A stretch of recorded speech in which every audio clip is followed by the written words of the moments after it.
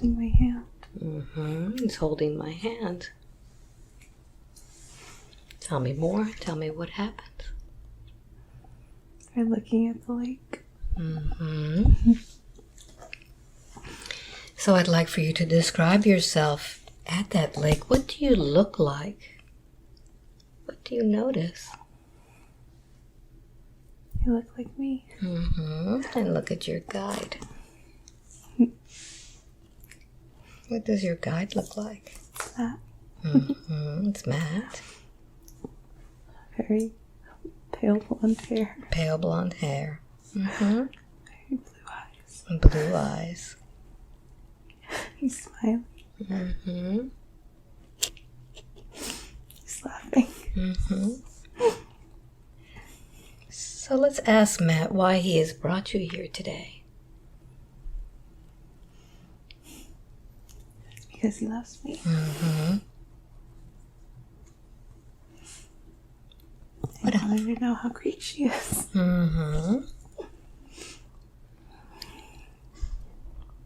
So Matt, you've told Susan that in the future you will be meeting together.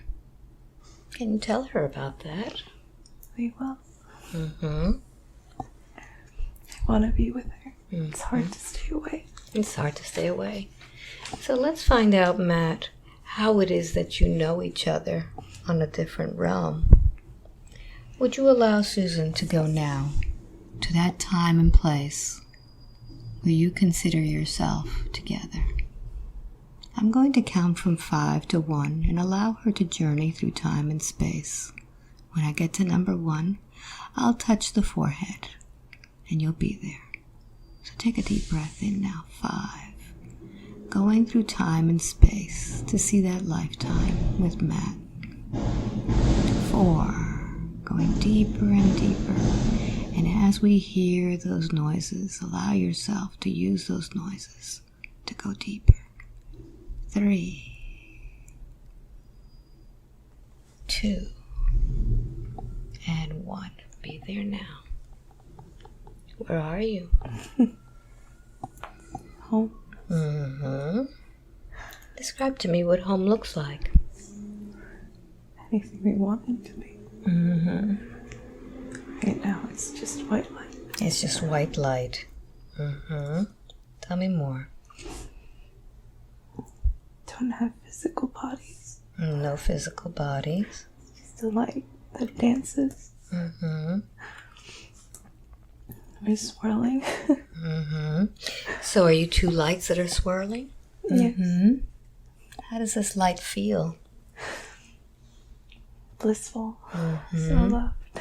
So loved. So let's continue on this journey and let's see what happens next. What happens to these two lights?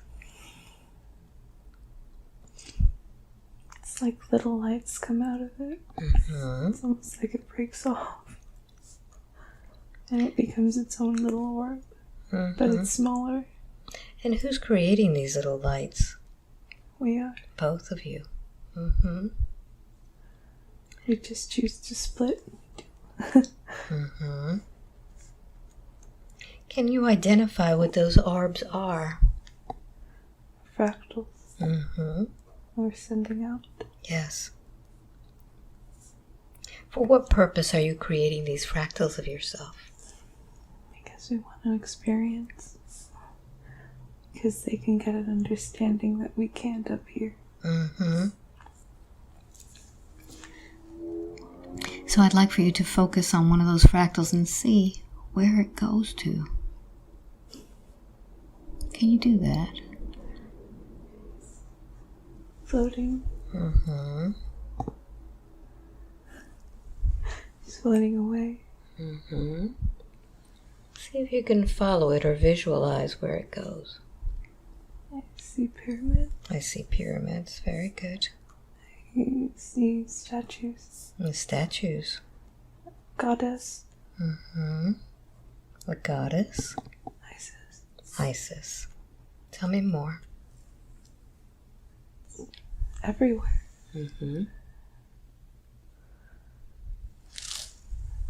She's holding staffs.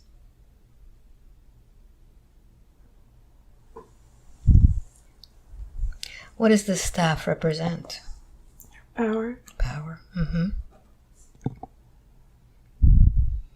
Are you observing it, or are you feeling it in the body? I'm looking at it. Mm-hmm. I don't think I'm quite in there. But I'm everywhere. Mm-hmm. Tell me more. I can see two people, a man and a woman. Mm-hmm. They're sitting in a great hall.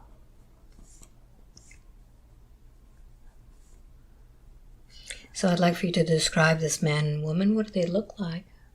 And bronze skin. What is it? Bronze skin. Skin. Mm-hmm. And he has a tall white hat. A tall white hat. What does that white hat represent? All of Egypt. All of Egypt. Is he a pharaoh? Bigger. Bigger than a pharaoh. Osiris.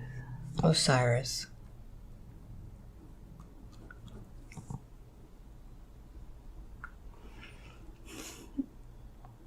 And who is the other one next to him? The woman? Isis. Isis. So as you're looking at these two, look around and see if there's anybody in that hall with them.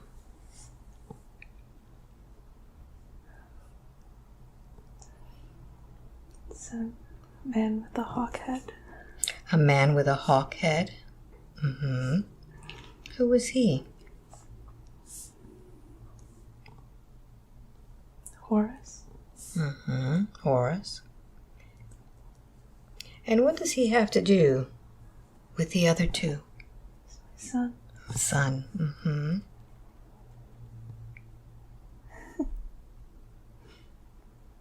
I love him so much. Mm-hmm. Connect with him.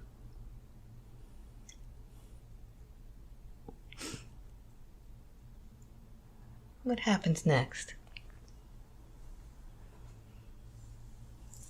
I'm looking at his eyes and they have so much love. Mm-hmm. And it's like there's a distance. Because he has something he has to do. Mm-hmm. But I love him and I let him go. Tell me more about that.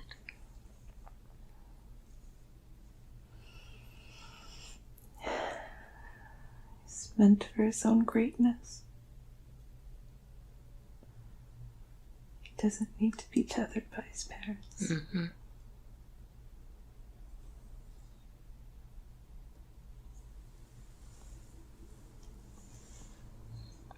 So I want you to feel in your heart how that feels. Happy and sad. Mm-hmm. Bittersweet. Yeah. Mm-hmm. He's growing. Mm-hmm. I'm so proud of him.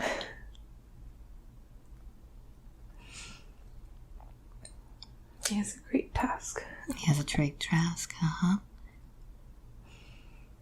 Can you tell me more about yourself and your family? Many of us. But I'm with Osiris. Mm-hmm.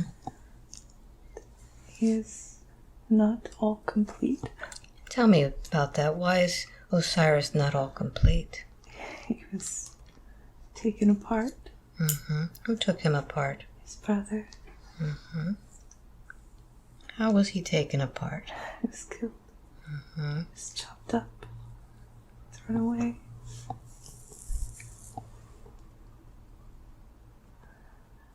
How does that affect you? I'm heartbroken. Mm-hmm. Look inside your heart and see what happens there. I have to find him. Mm-hmm. I will find him. All right. So let's see what happens next. How do you find him? I'm going to go ahead and count from 3 back to 1, and I want you to go to the next significant scene. Take a deep breath. 3. Begin to find him. 2. And 1. Be there now. Where are you? At the river. At the river. Mm-hmm. It's like I can see a light. Mm-hmm. And I know where that part is. And so I reach in and I get it. And I keep doing it. Over and over. I can't find one part though. Mm-hmm. And it doesn't make him less of a man. Mm-hmm.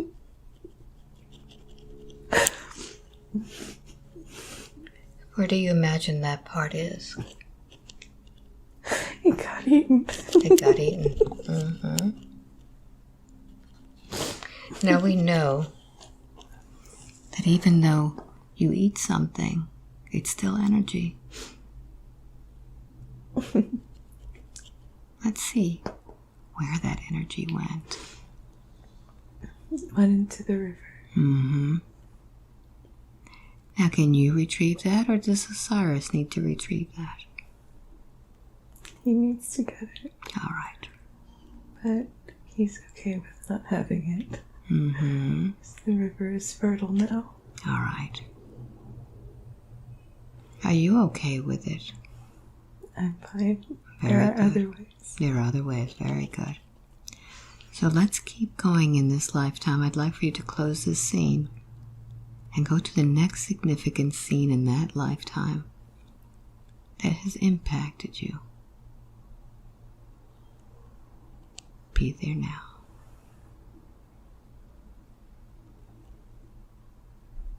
There is unrest. There is unrest.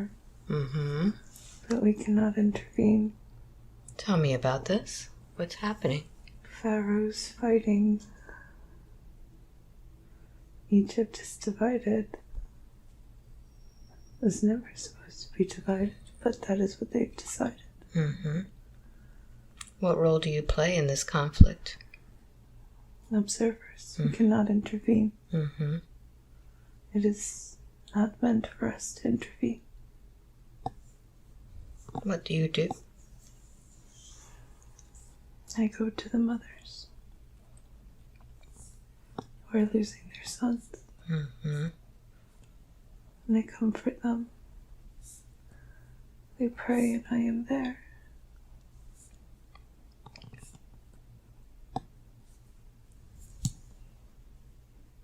It is only a thought, and I can be everywhere. Mm-hmm. Can you tell me about how it is that you're able to be everywhere?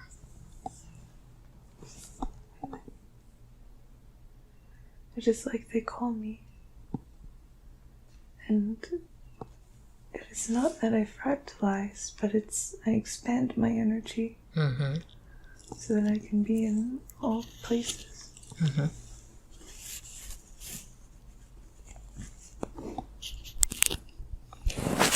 And what about Osiris? Can Osiris be in all places? Yes, Okay. we all can. Very good. So I'd like for you now to close this scene with the mothers. And we're going to go now to the scenes when you are ready to leave Egypt, to leave that body. Close this scene and go now to that moment in time. And tell me what happens. I do not have a physical body. Mm-hmm. I'm there, and I love Egypt. So I may pull myself back, but I am never truly gone. Mm-hmm. We have pulled ourselves away in the moment, because that is what man has chosen. Mm-hmm. We are there. We love them still. What is the purpose of you having lived that lifetime in Egypt? To provide the love Mm-hmm. of a mother, of a great mother, to let them know that they are loved and watched over. Very good. So I'd like for you to completely leave that time behind. Allow yourself now to leave and begin to drift and float through time and space. And find another one of those orbs, those fractals, that is affecting the lifetime. 5. Drifting. 4. Floating. 3. Allowing the images to come. 2. Going deeper and deeper as you hear my voice. 1. Be there now. Where are you? I'm in my house. Mm-hmm. How old are you there? 30. Mm-hmm. And as you look at your house, what do you see? So much gold. So much gold. Mm-hmm. White walls with gold trim. Everything has gold trim? Yes. Mm-hmm. Palace. A palace. Very good. Are you there by yourself or are there others with you? My children are there. Your children are there. Good. I want you to look at your own body and tell me what you look like there. Very pretty. Very pretty. Mm-hmm. I have very light skin, milky almost, but I think it's makeup. Mm-hmm. So your skin is very light skin? Mm-hmm. Uh-huh. And my hair is up. And what color is your hair? Gray because of the powder that they put in it. Mm-hmm. How are you dressed? Very uncomfortably. Describe this attire that you're wearing. Such a big dress. It's a big dress. Mm-hmm. I can barely walk in it. I can't even sit. Mm-hmm. It's so wide. What do you I notice? don't like these dresses. I don't like these dresses. Very good. What color is this dress? Blue. Mm-hmm. So uncomfortable.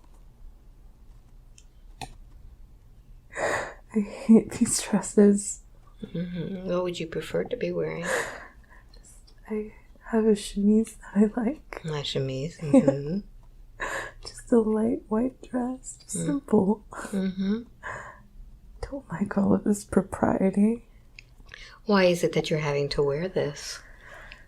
What status do you have there? Queen. You're queen. What country do you rule? France. Mm-hmm. And what year is this? 1763. Mm-hmm. Very good. 1768. 17s. Mm-hmm. Not really aware of the time. Yes. So, you say you have children there? Yes. Tell me about your children. I have a son. And I have a daughter. My son is to be king.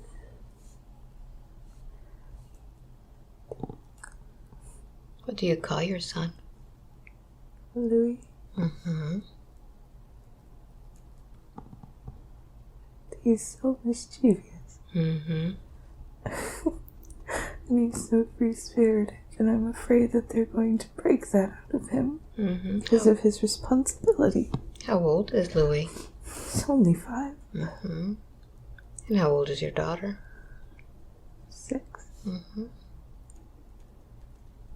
What do they call you, Queen? Maria. Maria. Mm-hmm. So tell me about your life there. It's so stuffy. Mm-hmm. Don't like it. I'm not happy.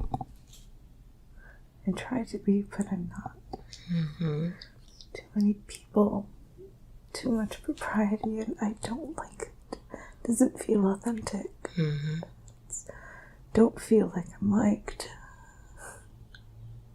And I don't know why. So, Maria, I'd like for you now to move forward in that lifetime to a time when something very important is happening. Close the scene behind you and begin to see this important time and event.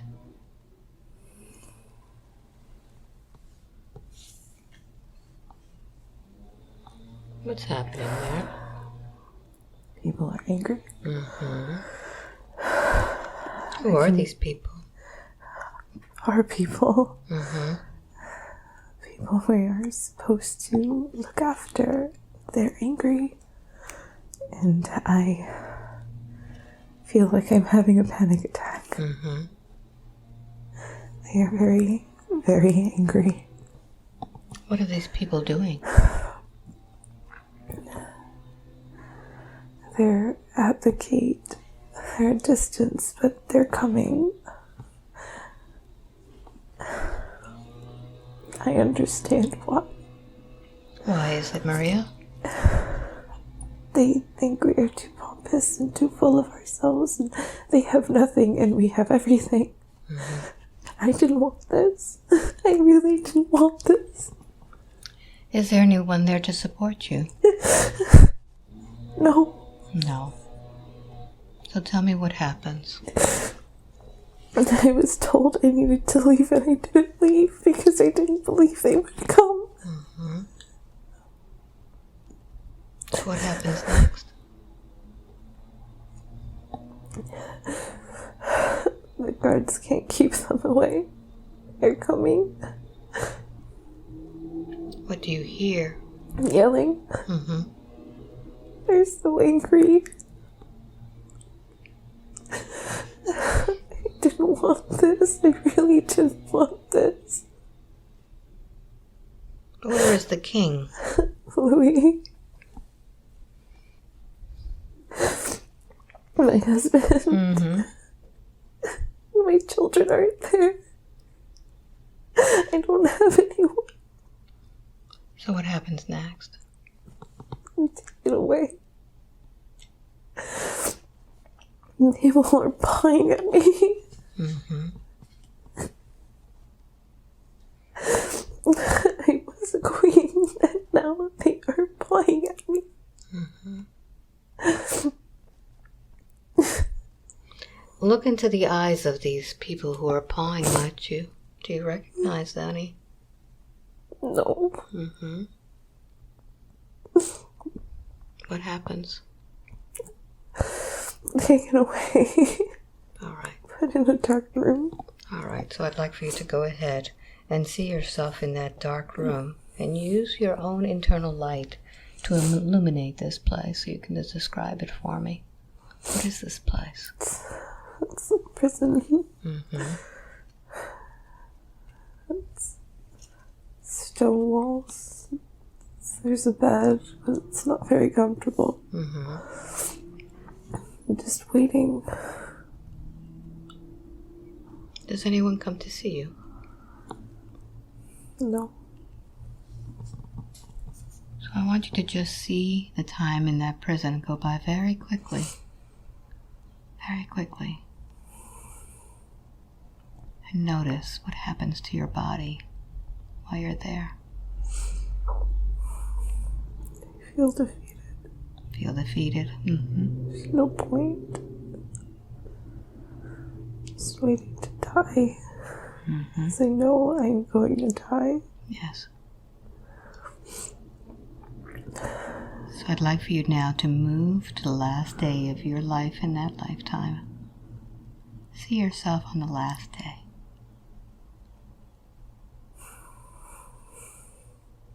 Where are you? On the scaffold. Mm-hmm. Who's there with you? No one really, but my executioner. Mm-hmm. The crowd of people who have come to see me die. I've given up. There's nothing left.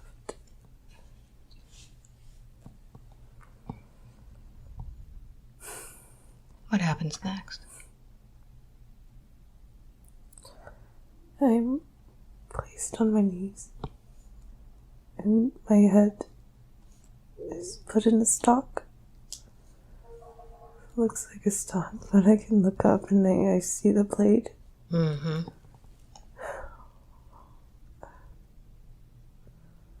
So foolish. What do you hear them saying?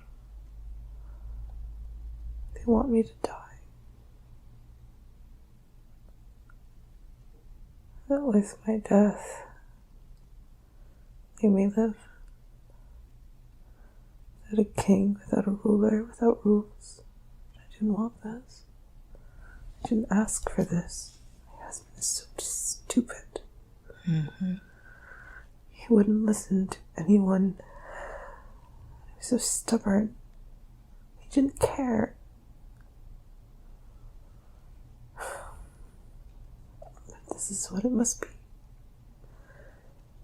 I am here to play a role. Mm-hmm. So I'd like for you to be at the moment of your death. See what happens.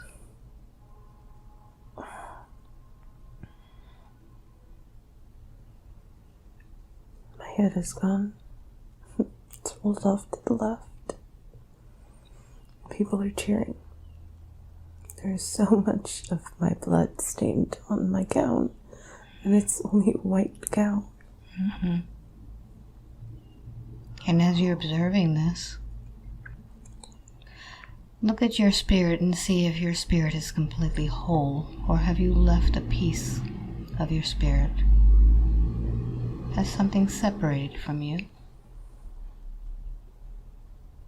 I am complete, but there is an essence of myself still there, Mm-hmm. because I purposefully did it, and it is there in the gardens.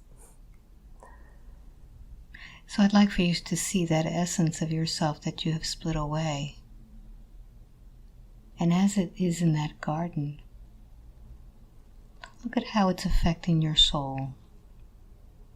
Does it need to be in that garden, that place?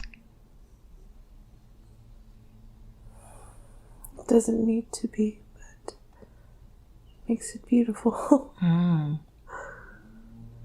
I like beautiful things. Mm-hmm. See what happened if you could retrieve that part of you. It would still be beautiful. Mm-hmm. Are you ready now to bring that part of you back? Yes. Good. And I want you to go ahead and see yourself whole again with your head. Go ahead and attach that head back onto you. And tell me how that feels. Very good. Very good. It's been a long time without it. Mm-hmm. So now, let's see what happens to you next. Where do you go after you leave that place now completely whole? Does anybody meet you? Matthew. Yeah. Mm-hmm. What does he say to you? It was hard, wasn't it? Mm-hmm.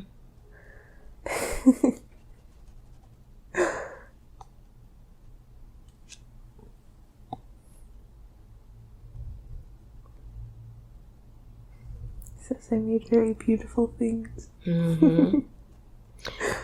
So now that you're with Matthew and you look back at that lifetime, why did you need to experience so much pain, so much hatred from others?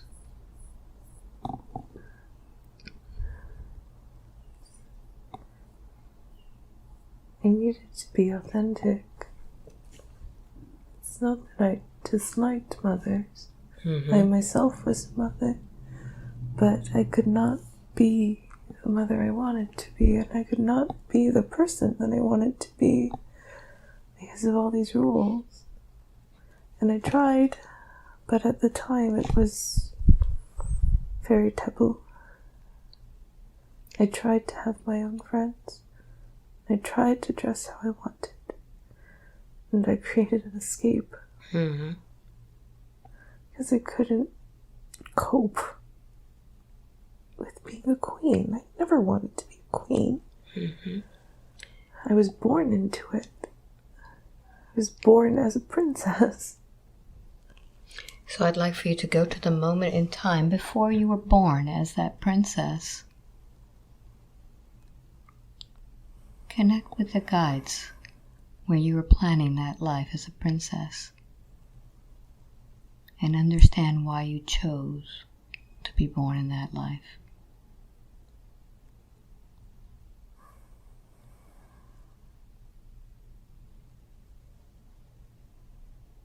Why did you choose that life?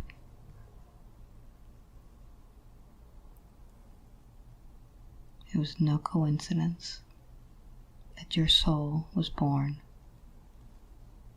to be queen.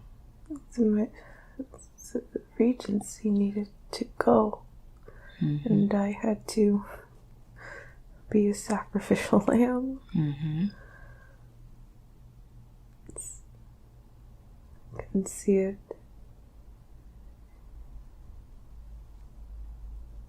So how is that lifetime affecting the lifetime of Susan now? And her authenticity. Mm-hmm.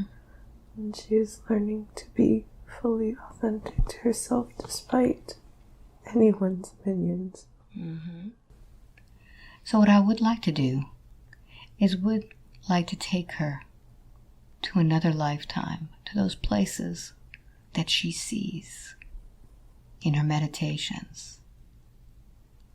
I'd like for you to go ahead and begin to take her on this journey. I'm going to count from 5 to 1, and let's go to one of those places that she sees. Perhaps it's the beach or the forest or the pier, to find a significance by taking a deep breath in now. 5, going through time and space, riding the ethers. 4, drifting and floating. 3, allowing the images to come. 2, allowing it to get clearer and clearer. And 1, be there now. Where are you? I'm at the pier. Mm-hmm. And there's a Ferris wheel. Mm-hmm. And there's little carnival games. And there's a bar. Mm-hmm. And there's other people there. But they're just passing through. Do you have a body in this place? No. No. So let's find out what this place means to you. What role do you play? Just passing through. Mm-hmm. It is a pit stop in the astral realm for her. It is how she is able to get back into her body by visiting there first. Mm-hmm. And then she is allowed to wake up, because if she were to come back into her body from the astral realms, it would be a very hard adjustment. This is the space for her to calm down, so to speak. Okay. Did she go to any other places before this pier? She goes so many places. Mm-hmm. It's very hard to keep up with. Why is it that this soul travels so much? Because she's helping people. Ah, all right. So let's see in one of those journeys where she has helped someone that is very significant. Let's take her to that place when she sleeps and see how she does it. It's an old man on a hospital bed. Mm-hmm. And he's dying. He knows I'm there. But he sees me as some guardian angel. Mm-hmm. And I'm there to help him transition. How is it that this man is helped? I am a presence. I am nurturing and loving and gentle. He is very afraid. He doesn't want to die, but his body has said it is time. Mm-hmm. And he's very, very frail, but he's alone. And that's why I've come. Because no one is there to be with him as he transitions.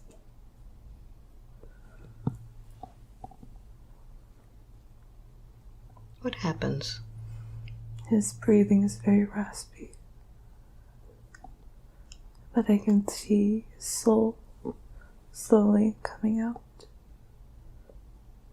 And it's as if it is an overlay for his body. Mm-hmm. And it's coming out so slow because he's so resistant. Mm-hmm. It could be very quick and very fast, but he's holding on. Do you say anything to him? I tell him gently that it is time to go, and that it is not really the end. But he doesn't listen, he is stubborn. He's waiting for his daughter. But she doesn't come.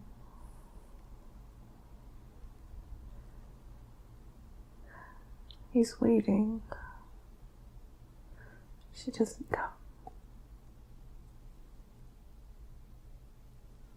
So release yourself from that memory now. Allow yourself to drift away from that memory, and let's go to that memory in that parallel life. The one that was so memorable. 5, going through time and space to that parallel life. 4, 3, 2, and 1. Be there now. Look at your body. What do you look like? I don't really have one. Mm-hmm. I'm back. Mm-hmm. I'm in a library. Describe this library. It's so vast. Mm-hmm. It's so many records. How do you identify what these records are? Are they in books? Are they stored in any particular place? Some are books, some are scrolls. Mm-hmm. It is dependent on the soul. Mm-hmm. What are you looking for today?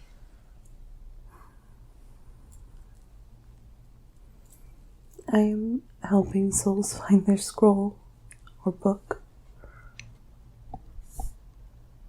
How do you do that? It's almost like I can do it telepathically. Mm-hmm. But it is up to them to grab it. I can point the way. Mm-hmm. I can light it up for them. Do you work in this library? Yes. Mm-hmm. Tell me more about this library. What does it look like? It is marble. Mm-hmm. And walls and walls and walls. So high. Full of all of these records.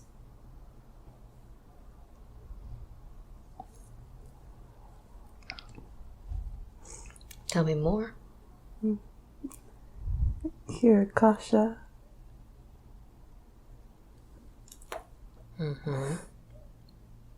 I am happy to help them find their way. Mm-hmm. What do they do when they come to this library? What is the need for them to find? They review. Mm-hmm. It is where all of their lives are stored, every individual soul, Mm-hmm. and all of the lives they have lived. And it is a way for them to reflect Mm-hmm. and meditate on those lives. To see what they have learned, what they have accomplished, and what they can continue to learn. Mm-hmm. Are there any souls that ever do research with others' lives? Yes. How does that work? It is because they are teachers. Mm-hmm. They are fine-tuning their method, as some souls can be very difficult. And those are the ones that we look at Mm-hmm. as an opportunity for us to learn. And how we can guide other souls that may face these difficulties. Mm-hmm. We must be gentle yet firm. Yes. And where is your book? Where is your scroll? Quite high. Mm-hmm.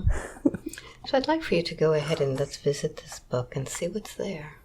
How do you get to this place so high up? Just think about it. Mm-hmm. It's like I can fly up. What does your book or scroll look like? It's very ornate. Mm-hmm. It's a very big book. A big book. And it's white. And it has gold. And it's shimmering. Mm-hmm. Does it have a name or a description? How do you know it's yours? I know. Mm-hmm. It's a feeling. It's a feeling, good. It's almost as if it's a wavelength that we match. Mm-hmm. Do you need to open this book? I can. Mm-hmm. Let's open it and see what you find in there.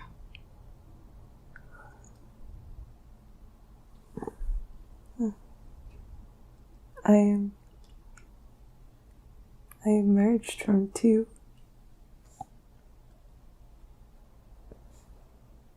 One he would call Jophiel, Jophiel. and one you would call Haniel. Haniel. Mm-hmm. This is where your soul emerged from? It emerged from Source, Mm-hmm. but it is almost as if Source split themselves. Mm-hmm. And then those two fractals decided to merge a different fractal. Mm-hmm. And that is where I am. Very good. So from these souls, what aspects do you take from them?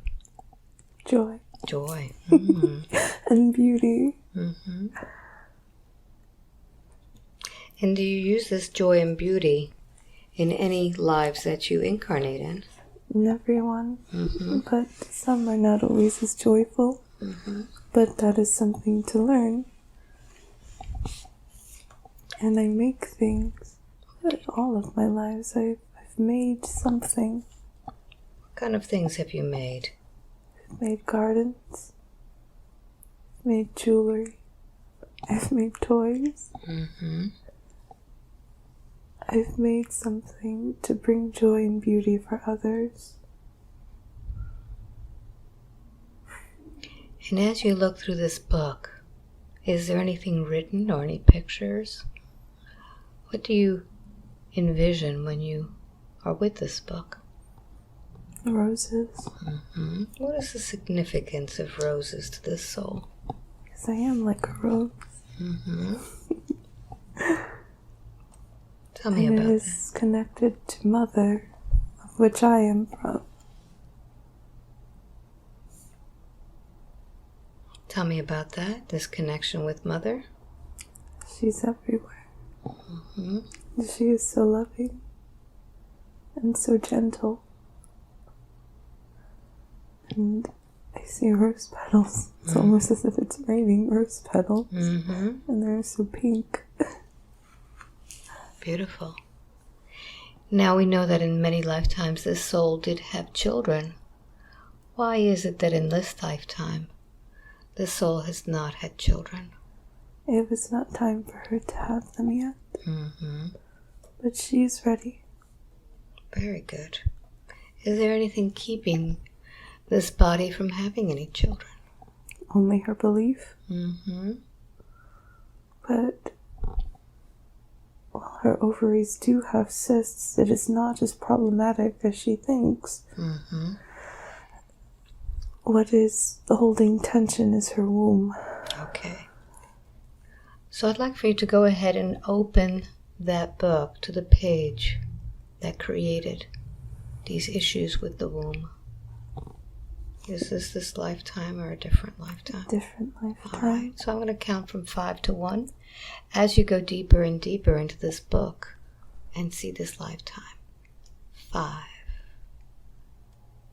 Diving in to the lifetime. 4. The lifetime with the issues in the womb.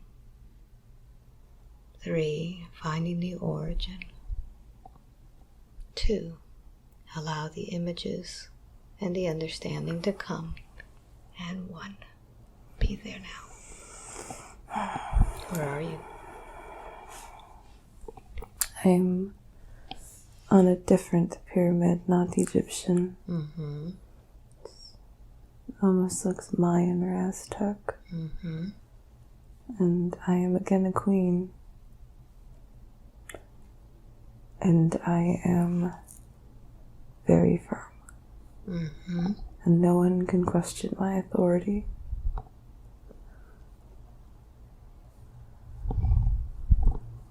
And I took this throne. They didn't think I could.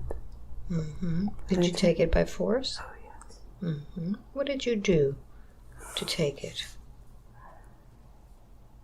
I found an army. Mm-hmm. I found an army of men wanting to support me. It was my right. What do you look like? Look at your body, your skin. Very lean. Mm-hmm. I have this beautiful bronze skin and black hair. Mm-hmm. And I have very strong features, very high cheekbones. I'm beautiful. And that is why I'm able to make an army. Mm-hmm. Do you wear any adornments as queen? Yes. I have a headdress. Mm-hmm. I have so much gold. Mm-hmm. But it is very light. It's not very heavy. Mm-hmm. It's almost as if they've flattened the gold down so it could be so lightweight, so I can wear it. Mm-hmm. What does the gold signify to you as queen? That I am the sun. Mm-hmm. And that no one can question my authority. Very good. So let's close this scene. Let's move forward in that lifetime to find the origin of the issues of the womb. Be there now. Stupid man. What's happening? They are not happy with me. They do not agree with how I rule. And they think they should rule. Because they are men. But a woman can be just as strong as a man. What happens? Snakes. They have stabbed me in my stomach. They have stabbed you in your stomach. But I look right at them, as if it doesn't hurt me, so that they know how powerful I am, and that I am beyond this body. They're scared, because I am not dying quickly.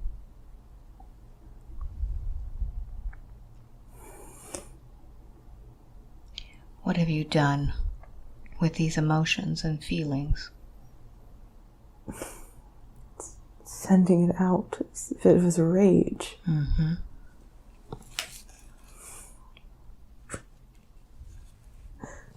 It is reaching other men. Mm-hmm. Men who are not sure that they are even there. That this society is even there.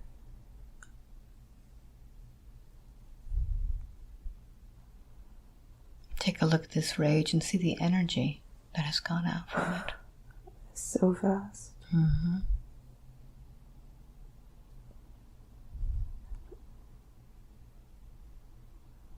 And I feel conflicted. Mm-hmm. Because I know what this will do. But they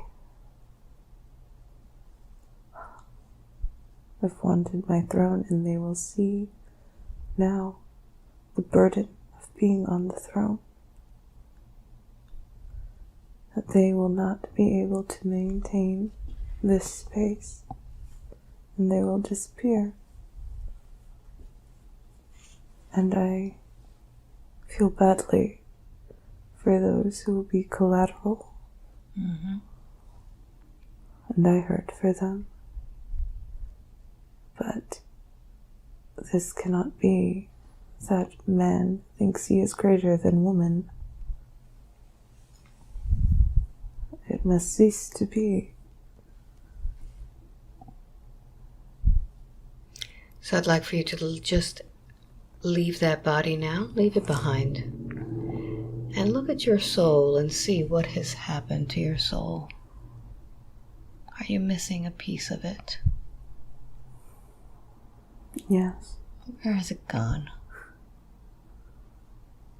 It's almost as if it is burrowed into the earth, Mm-hmm. so it is not found. That is the portion of me that is maternal and loving. Mm-hmm. Can you see how it is affecting your soul? I can now. Mm-hmm. Can you forgive yourself? Yes. So I'd like for you to go ahead and begin to retrieve that part of your soul. Go deep into the earth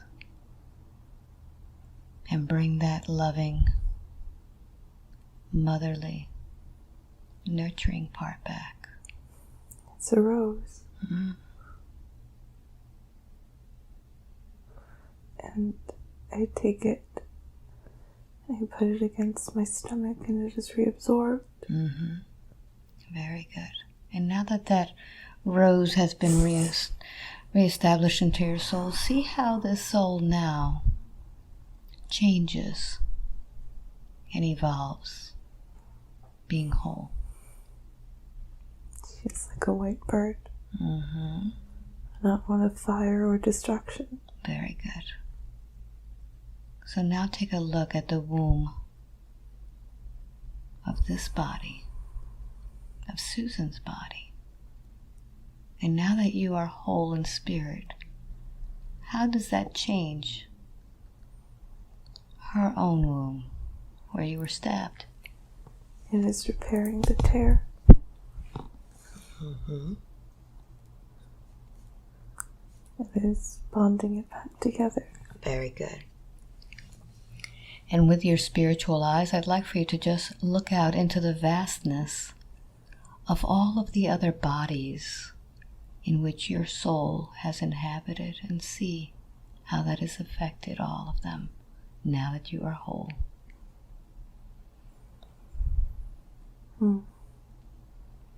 There are so many. But it is as if these tethers are being pulled away from them. Mm-hmm. And they will be better parents, Mm-hmm. better children, more loving, kind, Without the rage. without the rage. Very good. Very good. So I'd like for you to go ahead and disconnect from this lifetime.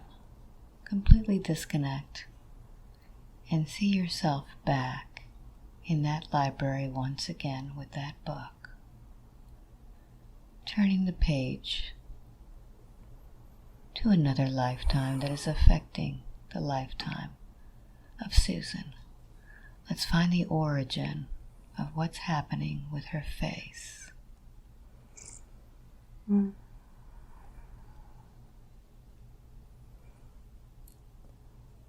Two things, two lives that affect it. Okay. There is one where she is purposefully marring her skin because she does not want the attention her beauty brings. She does not want this. She is defiled. And the other is plague. Her skin has holes, and they hurt.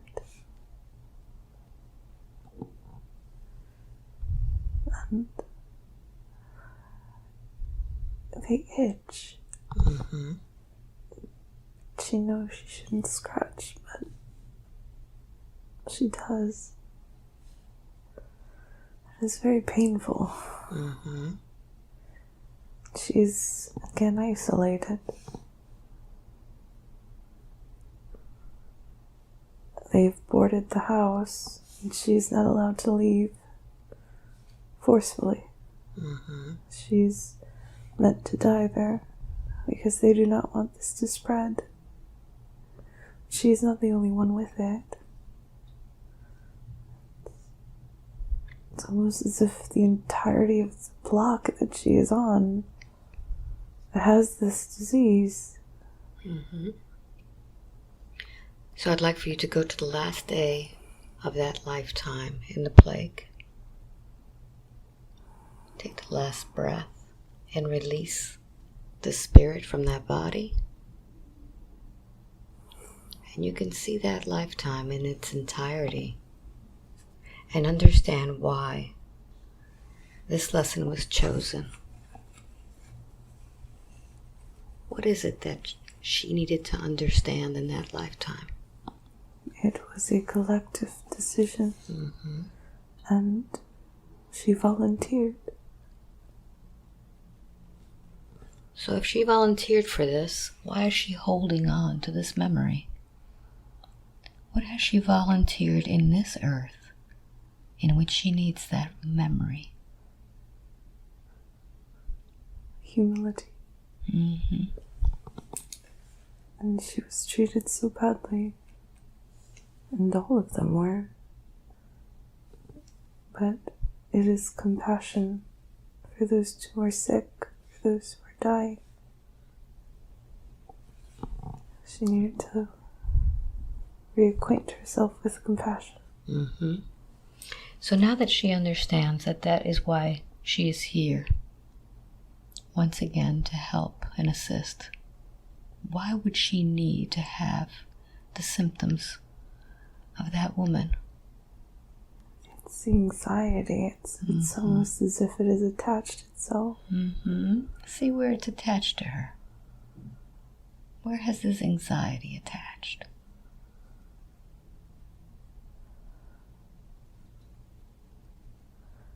It's almost as if it's not in her heart, but it is on her chest and on the lungs. And it is often why she feels she has difficulty breathing when she is in a trance state. So I want you to go deeper and deeper into that anxiety. Give it a color, give it a texture. Is this something that was created for a purpose? Ultimately, yes. Yes. What is the reason why it was created? So that she can learn consciously to release it. Is she ready now to consciously release it? Oh, yes. Okay. So I'd like for you to go ahead and see perhaps the texture of this thing. How heavy is it? It's almost like mud. Very good. It's very thick. So what can we do with this mud to make it thinner? You can temper it. All right, so let's begin to temper it. What would you like to use? Use light. All right, what color light are you using?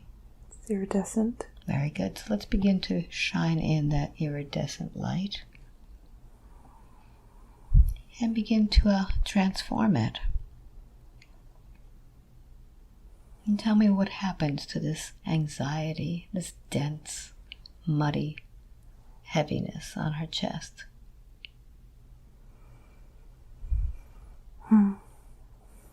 You're growing a garden now. It is as if the mud melts away and in its place is a garden. Beautiful. Beautiful. So I'd like for you to go ahead and plant all of those beautiful flowers to the rest of her body. Just feel the entire body so light and full of flowers. And now that we have this planted, take a look at her face. Does she need to have any of those scars to represent that lifetime anymore? No. No. let's begin to bring in some healing into that face. What color represents the light of healing? It is entwined. There's so much. There's so many who are wanting to help her. And they are sending their light. Go ahead and accept them. It is iridescent. It is gold. It is pink.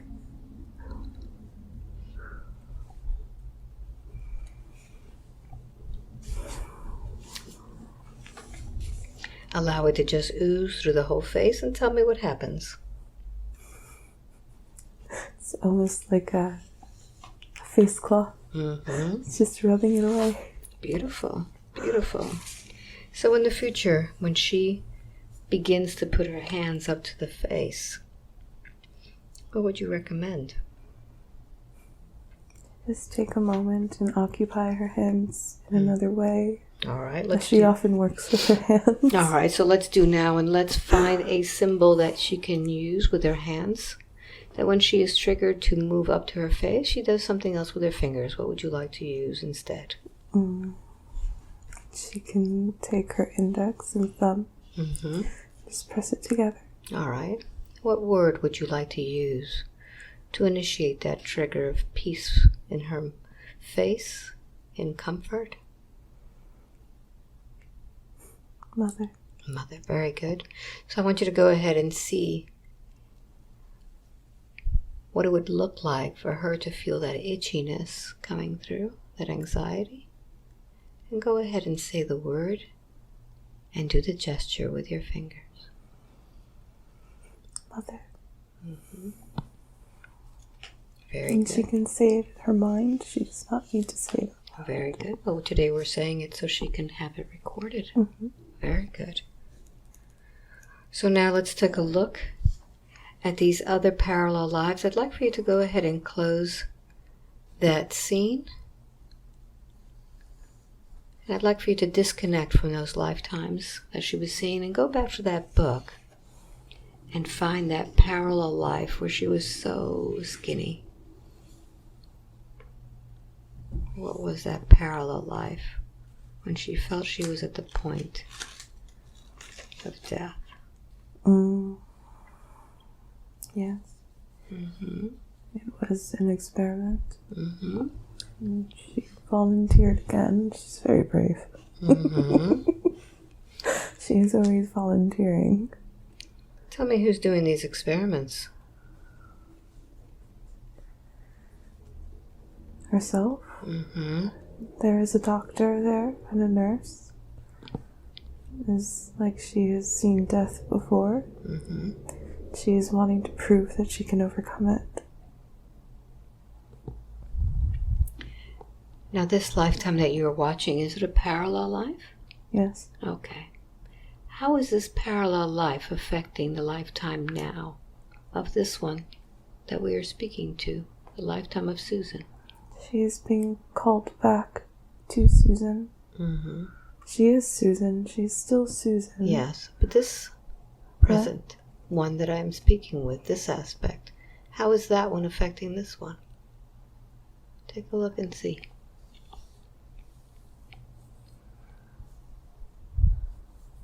She's very brave.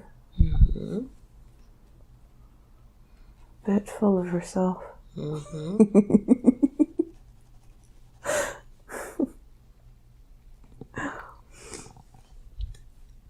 But she knows that though her body will die, it is not gone. And she has in fact awakened with a healthy body. Not in the way she thought. Very good. So this idea of being brave, did Susan look at this life for a reason? Does she need to be brave? She needs to know that she is brave. She often doubts herself. She also doubts what it is she sees in her own meditations. And she thinks it is not real. But it is very real. She says she's gone off the deep end. But she is not. So during the event in which we had in Weehawken, Yes. she actually saw herself forming orbs. Yes. What was that all about? Was that the lifetime that we spoke about first, in which she was creating different aspects of her? In a way. Can you tell me more about that? Well, she is ready to create. She is ready. She is no longer having the experience. She is ready to create those who will have the experience. It's very loving. So when you say she is ready to create those that are having the experience, are we talking about people who are coming to see her for assistance? Or children? It is both. But it is also new souls. Fresh. Very different. So but they are not many. So in the spiritual realm, not only does she work in the Akash, but she also creates new souls? Yes. Okay, good. Is that why she hears mother? Yes. Okay. So it's heavy in her meditations, the word mother and the roses. Why has she chosen to pick the rose when she sees petals being thrown at her? What is the significance of the rose for her? Because it is mother, it is love, it is soft, it is welcoming, it is fragrant, and it is beautiful. And yes, the rose has thorns, but it is still very beautiful. Very good. So how can she go through life with these roses without getting pricked by the thorns?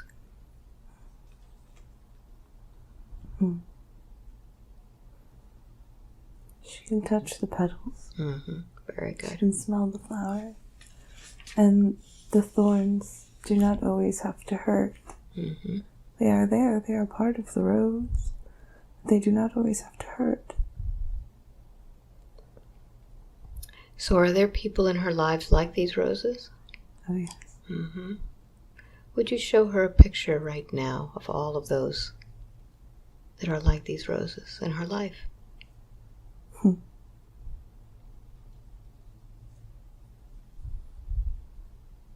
is her sister. It is her nephew. Small one. It is her best friend. And it is those that she has connected with. It is as if she's allowing their roses to bloom. Because the closer they become to her, inherently her energy affects them. And so their roses bloom. So did she come to Earth as a gardener? You could say that. Why is she here on Earth? Because this is her graduation. This is all that she has learned applied. And she's here, but she's also not here. She is constantly in an in-between state, and it is often why she feels so foggy. Because her soul leaves. Her soul leaves. Is there anything happening on Earth at this particular time that she has chosen to come here? Yes. Can you tell me about that, please? It is a change. All of the systems that have repressed are going away. And it may not seem as quickly as others would expect, but time is nothing really. Time is not linear. And you are referring to New Earth, I believe. You tell me. New Earth is in each and every soul. It is how you maneuver and operate and vibrate. And it is not that anything is high vibe or low vibe. It is simply the frequency, the speed of the energy, and so the speed of the energy is raising. And that is why now we are able to see with clearer eyes, with clearer vision. We are able to feel, we are able to empathize, and we are not motivated by material possessions. We are investing in experiences with ourselves and with others. And as we individually do this, so the collective will rise. And it is nothing catastrophic. We would not want that to be, as it would cause more trauma. Mm-hmm. It is individual. It is you go to sleep, and then you wake up, and it's different. Mm-hmm. And you can feel the difference. So there are those that are in fact existing in this new earth, and there are those who are not yet ready. And that is why it is told that there are two different earths. Mm-hmm. Can you switch from one earth to another? She can, yes. Mm-hmm. Has she done that? Yes. For what purpose? It is so that she can meet those where they are. Okay, and help them. Yes. Plant their garden there. Yes. She tells me that she sees like these movies in her mind. Yes. And then all of a sudden, she picks one and it happens. What's happening there? She is playing it by ear. Mm-hmm. Whatever, she has the ability to affect her record in the moment. It is not all written down before she decided to come to Earth. She is making these decisions as she becomes more informed. Mm-hmm. She becomes more aware. And she can select whatever she likes, and she manifests it. Mm-hmm. That is what she is doing. She is manifesting her reality in the moment. So she's been in the last year especially, yes, really progressing. Oh, yes. With her meditations, with her channeling, with her connections. Mm-hmm. What is she meant to do with all of these talents, all these skills? She is meant to be a presence. She is meant to help. Mm-hmm. To help people realize the fullest aspects of themselves. And she does this already in having conversation, and the people that she talks to, and the depth of their conversation. She's there to be a presence. And she may often find herself a little annoyed. Mm-hmm. Because it seems that people just want to talk. And often it feels as though she doesn't have anything to say. Mm-hmm. So is she just there to listen? Yes. Okay. But I've noticed that in two of the gatherings and when she has been doing some channeling. Yeah. Who is she channeling? No, it is her higher self. Mm-hmm. And it is Mother. Mm-hmm.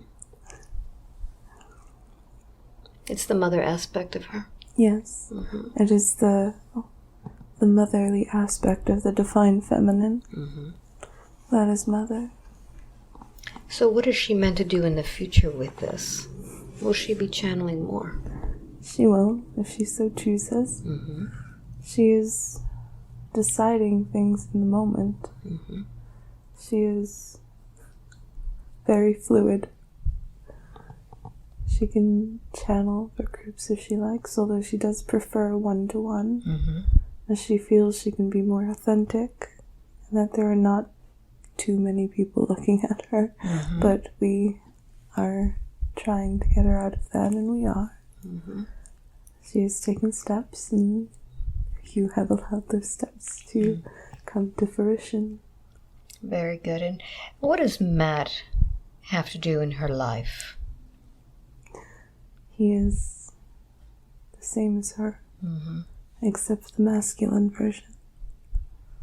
He is her twin, mm-hmm. and he will be coming to Earth, but he is working through his own progression.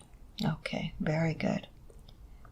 Now my curiosity is why you have brought her not only to one gathering, to two gatherings, and now here on her first shot in. What was the reason she needed to be She needs to get out of her comfort zone. Mm-hmm. And the first gathering was very healing for her because not only did she go to your gathering, she went to Niagara Falls. Mm-hmm. And that, of course, as you know, is a vortex. Yes. There's great energy there. And it is very cleansing. So for her, the first gathering was more of a pilgrimage for herself. Mm-hmm. Where she could get ready for the second. Because we knew we wanted her to channel. Mm-hmm. And she often doesn't know why, but she has a gut feeling that she should be there. Mm-hmm.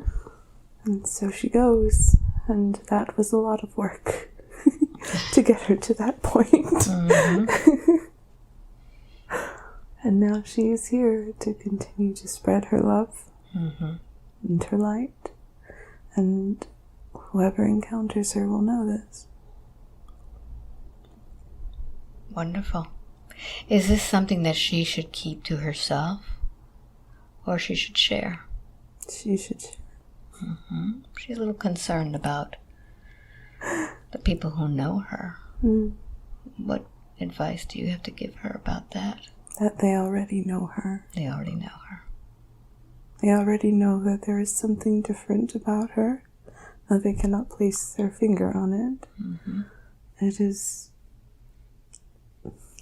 magical. Yes. And so whoever will see it will see it. Very good. Very good. So I'd like for you to go ahead and just do a scan of her body and see her chakras, her aura. Is there anything there that needs to be adjusted at this time? Her crown is always very open, Mm-hmm. and sometimes overactive. Let's see.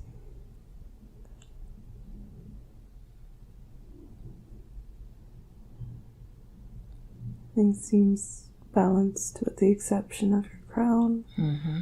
Her heart is open, but not so open that she's bleeding out. Yes. And her throat is much more balanced these days. Mm-hmm. As she speaks her truth? Yes. Yes. Her sacral is being healed and becoming back into balance. And everything else is balanced and in perfect unison, Very like good. a song. Mm-hmm. Very good. So is there anything else that you would like to say to me, to Susan, to anyone else at this time? That you both are all so loved, that everyone is so loved, and that their roses will bloom when they are ready to have it bloom. Beautiful, beautiful. Thank you so much. Of course. So, welcome back. Hi! Hi, you're back. How did it feel? Felt like a lot. Yeah, I feel so hot. You feel so hot? You're on fire, girl. I know. So, how long do you think this was? Throw the blankets off if you're so hot. Oh, I don't know, like How did it feel? Fast? Short? pretty quick. Yeah, like how long? Like, I don't know, 10, 15 minutes maybe. Yeah, it's a little bit longer. Hold on to these for me. Oh, sure. Let's ground you. Yeah, it was. We're on an hour and 24 minutes right now. Oh, wow.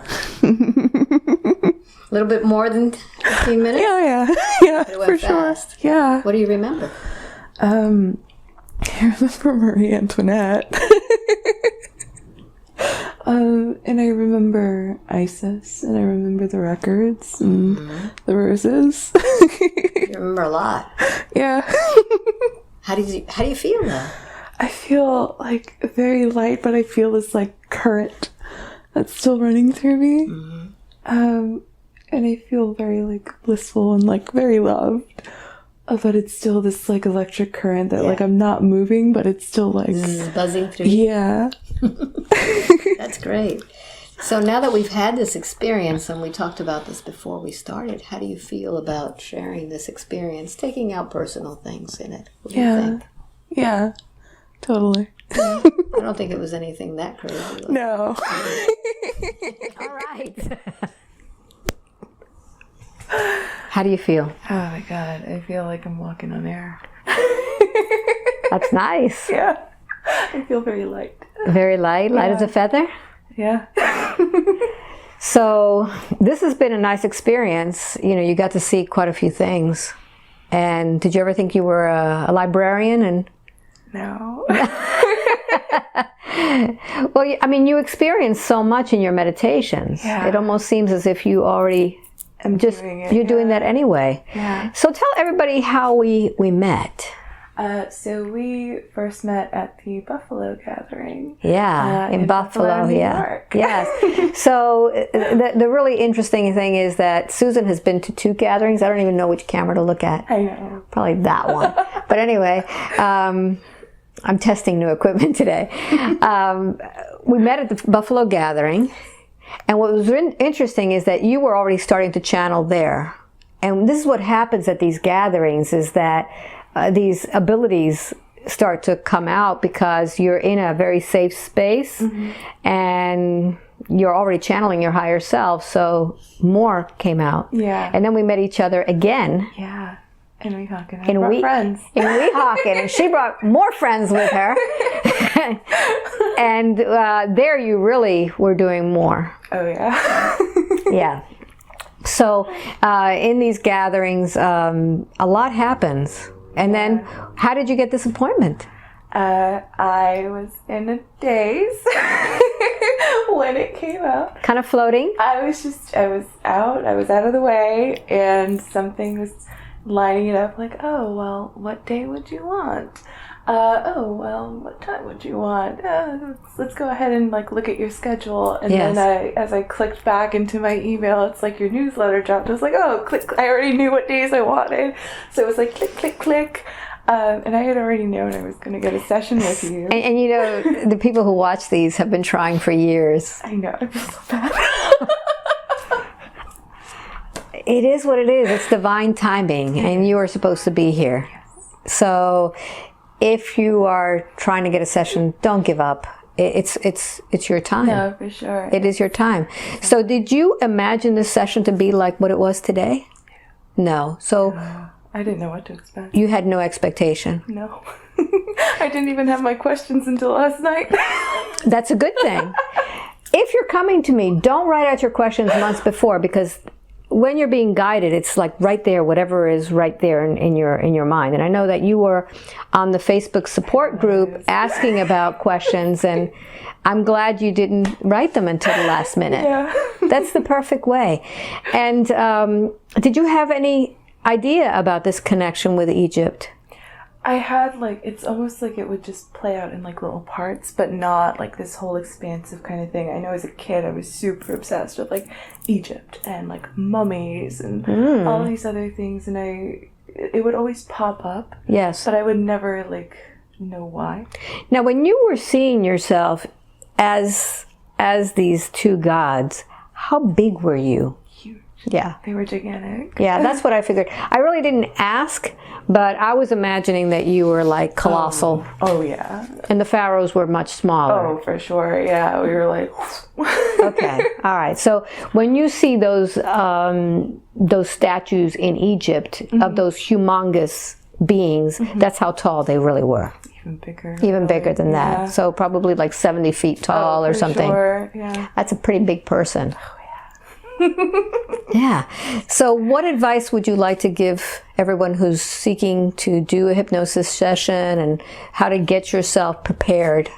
I think a lot of it is just being and being in flow Yeah. of what's happening. Okay. Because I know I found myself in like thinking about, oh, what am I going to ask? Right? It's putting up resistance. Yes. Right? It's not letting it flow how it naturally needs to flow. So it's just be in the moment.